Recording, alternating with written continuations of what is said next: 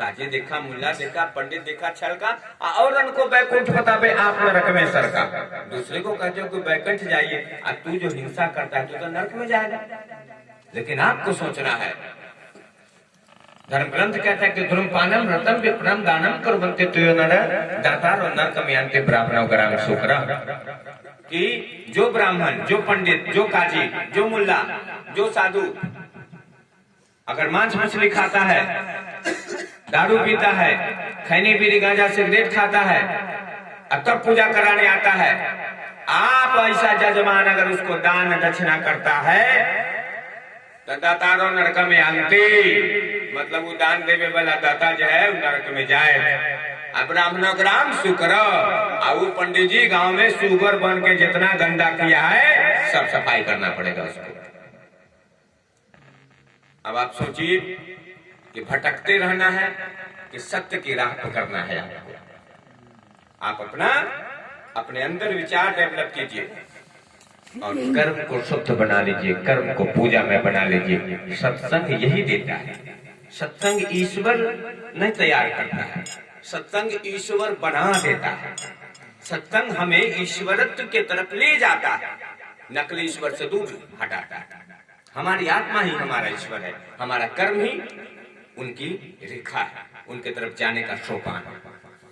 आप जितना अच्छा कर्म करेंगे उनके तरफ बढ़ते जाएंगे, आत्म उन्नति होगी। जितना आप हिंसात्मक कर्म करेंगे उतना ही आपकी अवनति होगी, आत्मा से आप दूर भागेंगे, आपकी आत्मा पे आवरण चढ़ता जाएगा, आपका ज्ञान धूमिल मिटे जाएगा।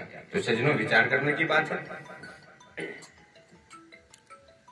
फिर कहते हैं सदगुरु कबीर अगली कड़ी में, थोड़ा सा हारमोनियम का बेस कम कीजिए तो।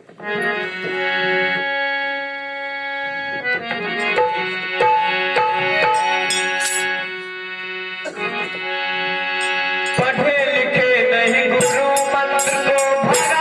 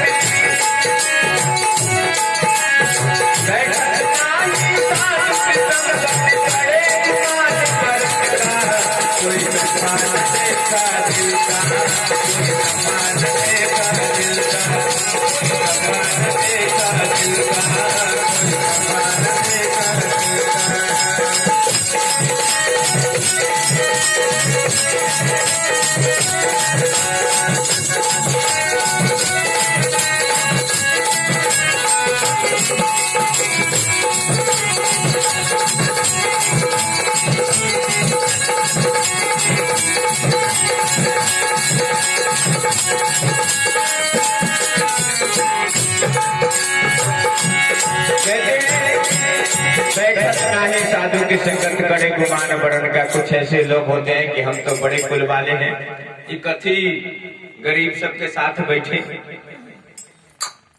सत्संग में बैठने वाले लोगों को वो हे दृष्टि निर्धन गरीब समझता है। तो साहब कबीर कहते हैं कि पढ़े लिखे न गुरु मंत्र को भरा गुमान कुमति का। गुमाने टेढ़ है, अंदर में अहंकार है अवगुण का, गुण नहीं है। साहब कबीर कहते हैं कि पढ़े लिखे न गुरु मंत्र को भरा गुमान कुमति का। अब बैठत नाही साधु की संगत करे गुमान वरण का। हम उच्च कुल वाले हैं, हम बड़का जात हैं, संतों के बीच नहीं बैठता है। सजनों, विचार करने की बात है। अहंकार में वो चूर रहता है। साहब कबीर कहते हैं कि ऐसी से भक्ति संभव नहीं है, उसके हृदय में पत्थर है, ऊपर से दिखने में सुंदर है। अंतिम में क्या कहते हैं? सत्य नाम का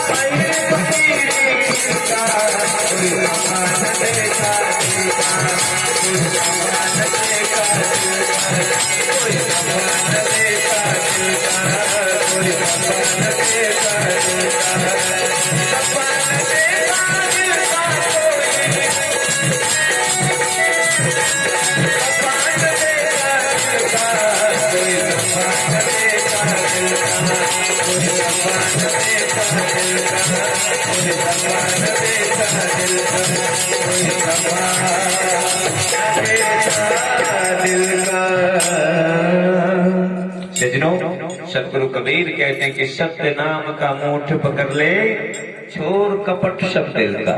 हृदय की कपट और चतुराई को छोड़ करके सत्य नाम से प्रेम करें।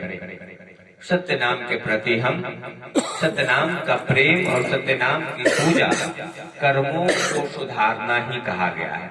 हम अपने कर्म को शुद्ध कर लें, हमारा कर्म पवित्र हो, हमारा सोच, हमारी दृष्टिकोण ये जब बदल जाएगा तो सत्यनाम की पूजा शुरुआत हो जाती है।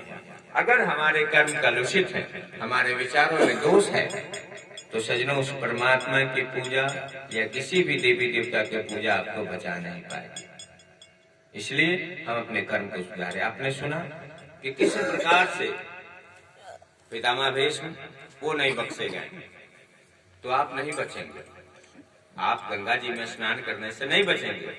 हमारी माताएं भागलपुर या सिमरिया घाट जरूर जाती है।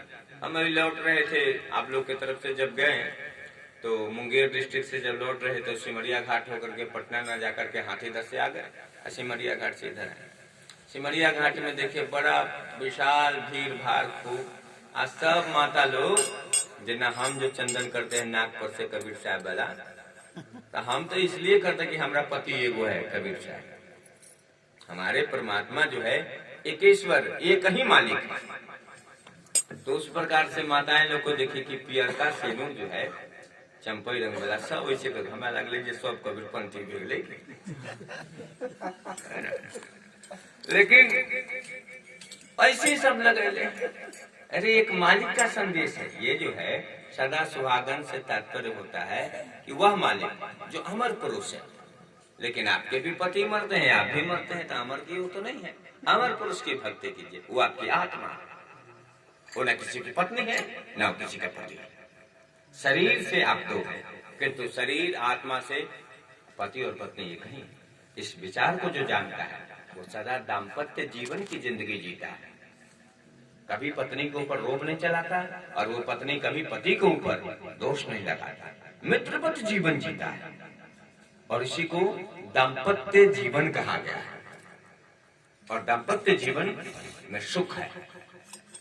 आप ये कैसे सोच लेते हैं कि पत्नी ही सिर्फ पति के लिए बनी है, वही सिर्फ हमारा सेवा करते रहेगी, नौकर चाकर के जैसा खाना बनाए, कपड़ा धोए, 4 बात आप गाली देंगे माँ बाप का, वो सुनती रहेगी। यह भी पापाचरण। कभी अपने भगवान राम को ऐसा देखा माँ सीता के साथ अभद्र व्यवहार? ये जनका के बेटी कभी ऐसा कहे बाप का नाम लेकर के? आप लोग तो बाप के दादा ना मतलब कई पीढ़ी वाला नाम लेकर के गरियाना शुरू कर देते हैं। माँ सीता के साथ और भगवान राम ने कभी दुर्व्यवहार नहीं किया, कभी नहीं दुर्व्यवहार किया। और कौशल्या माता ने कभी अपने पुतों के लिए, आप लोग अपने पुतों को तो फुटली नजर देखना पसंद नहीं करते। ये काम ठीक नहीं है। अब बेटी के विषय में खूब बढ़िया फिर कलाकारी अपन बेटा